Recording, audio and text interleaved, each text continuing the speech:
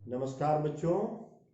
आज हम लोग व्याकरण में वाक्य के बारे में पढ़ेंगे। पिछली कक्षाओं में आप लोग वाक्य के बारे में पढ़ते आए हैं, इस कक्षा में भी पढ़ेंगे। तो वाक्य क्या होता है इस पर पहले विचार करें। वाक्य सार्थक शब्दों का एक समूह होता है जिसका अर्थ या भाव प्रकट होता है, अथवा अनेक सार्थक शब्द समूह मिलकर एक अर्थ या भाव प्रकट करते हैं जिन्हें हम वाक्य कहते हैं।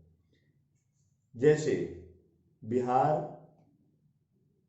की राजधानी पटना है, भारत एशिया महादेश में है, हम स्वतंत्र देश के नागरिक हैं।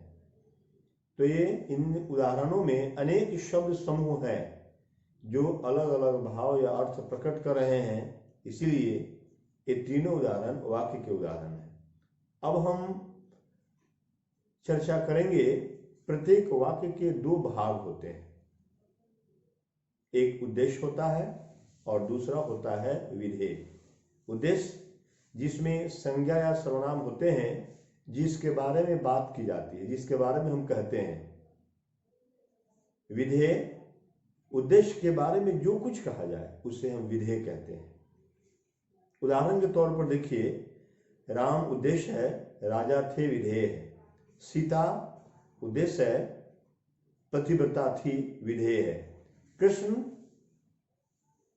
उद्देश्य है, मुरलीधर थे विधेय है। अर्जुन उद्देश्य है, धनुर्धर थे विधेय है। इस प्रकार परीक्षा में वाक्य की परिभाषा और उदाहरण संबंधी प्रश्न पूछे जाते हैं। कभी कभी उद्देश्य और विधेय दिया जाता है और दोनों को जोड़कर वाक्य बनाना होता है, अथवा कभी कभी वाक्य दिए जाते हैं और उन वाक्यों में से उद्देश्य और विधेय अलग करना होता है।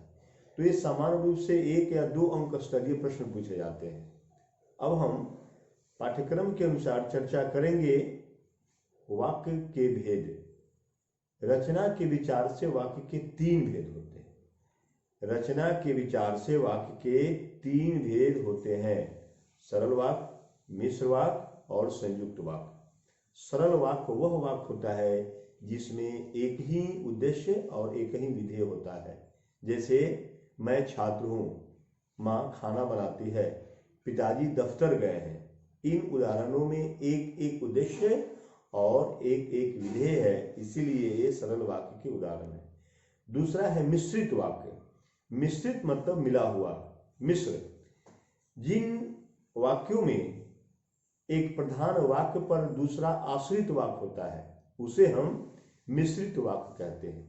प्रधान वाक्य पर ही उसका जो अंश होता है, आश्रित जो होता है, वो निर्भर करता है। जैसे माँ कहती है कि खूब पढ़ो, शिक्षक कहते हैं स्वाध्याय करो, भगवान कहते हैं धर्म पर चलो, प्रधानमंत्री जी कहते हैं घर में रहो।